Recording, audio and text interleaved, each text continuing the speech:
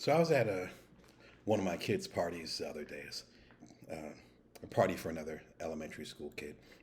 I was talking to an older gentleman, telling him about the work that I do and about how I help side hustlers, solopreneurs, other non-traditional entrepreneurs. Been doing it for just over a decade, right? And we were talking about what the commonality is with successful people because he knew some successful people. And I was like, you know what? Every successful person that I know personally, so when people I've coached, people who have mentored me, whatever, they're all great storytellers.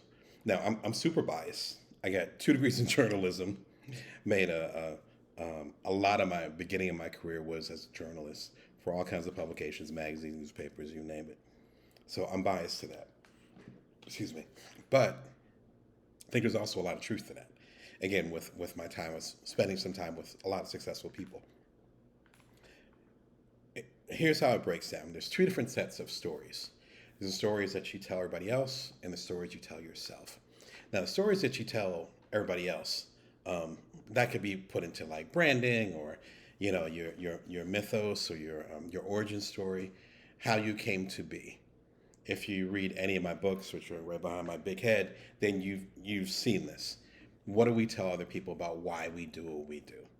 It can motivate other people. It can get people to want to work with us. It could be just how we want to be known, our legacy.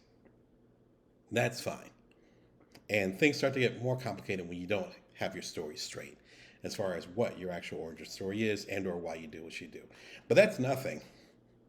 Remember, there's 2 parts. That's nothing compared to the stories that you tell yourself. That is that inner narrative.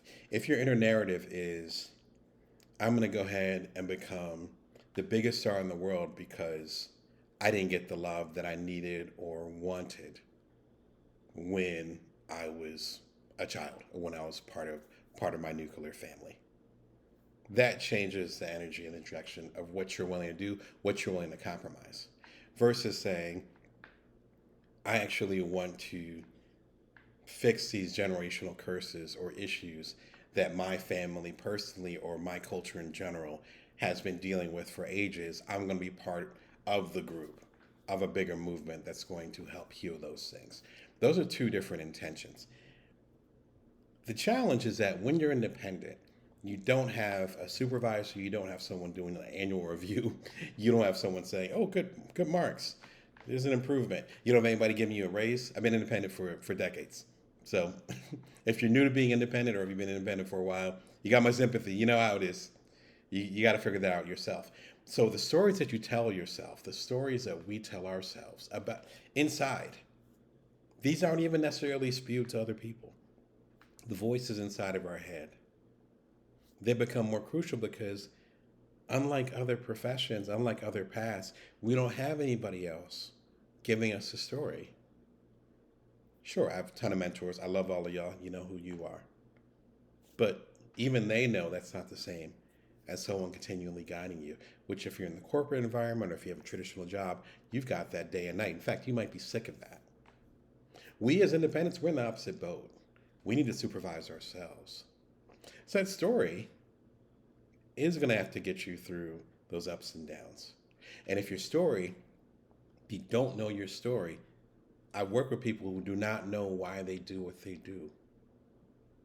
They might even be semi successful and they hit a block. That block is because they don't know why they're motivated.